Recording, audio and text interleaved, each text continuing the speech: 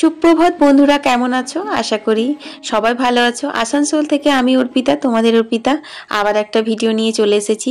শীতকালের একটা কি সমস্যা বলো তো, ছোট দিনের বেলা।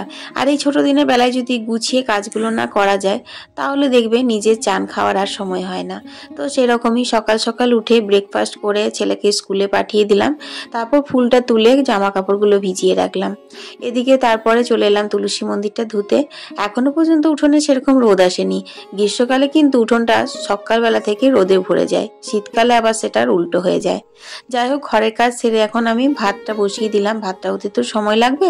তারপর সোজা সমস্ত কিছু সবজিপাতি নিয়ে বটি নিয়ে চলে এলাম উঠোনে। এখন উঠোনে হালকা ছোঁয়া রোদ চলে এসেছে। এই শীতকালের দিনে রোদে বসে বসে কাজ করতে খুব ভালো লাগে, তাই না? বিশেষ করে সবজি কাটা বা পরিবারের সবাই মিলে একসাথে বসে আড্ডা দেওয়া। তো দেখো, আজকে না পালং শাকের একটা দারুণ রেসিপি বানিয়েছিলাম, প্রথমবার বানালাম। খেতে খুব ভালো হয়েছিল, তাই ভাবলাম তোমাদের সাথেও শেয়ার করি। তেলের ওপরে কালো জিরে আর কাঁচা লঙ্কা রসুন একসাথে ফোড়ন দিলাম। তারপর পালং শাকগুলো দিয়ে দিলাম। পালং শাকে দিয়েছি ছোট ছোট করে বেগুন, ঠিক আছে। তারপর নুন হলুদ দিয়ে ভালো করে খুন্তিতে করে নাড়িয়ে চাড়িয়ে নিলাম।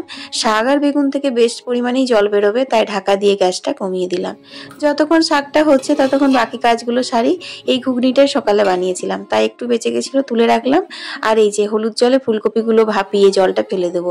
এইভাবে যদি ফুলকপি রান্না করে খাও তাহলে হজমের সমস্যা হয় না, গ্যাস ট্যাসের সমস্যা হয় না। ভাতটাও এখানে বসিয়ে দিয়েছি।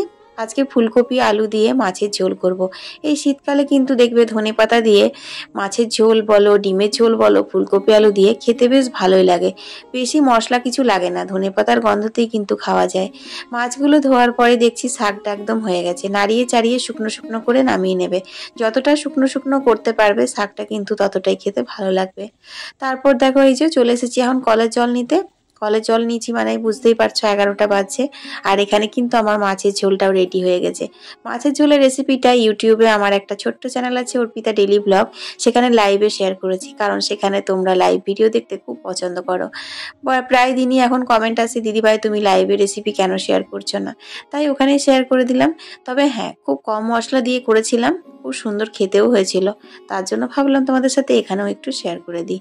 তো চলো এবার স্নান সেরে নিই, কারণ এখন বাজতে গেল 12:30। তো দেখো, এখন স্নান করে নিয়েছি, তাড়াতাড়ি করে পুজো করে নেব। আর বুগলার বাবা খেতে আসবে, ওকে তো খেতেও দিতে হবে নাকি। যাই হোক, পুজো সেরে বুগলার বাবাকে খেতে দিয়েছি, আমিও খেয়ে নিয়েছি।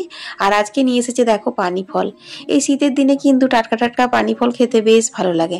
আমার তো খুব ভালো লাগে, তোমাদের কেমন লাগে কমেন্টে জানিও। আর হ্যাঁ, ভিডিওটা যদি ভালো লেগেছে অবশ্যই লাইক দিও।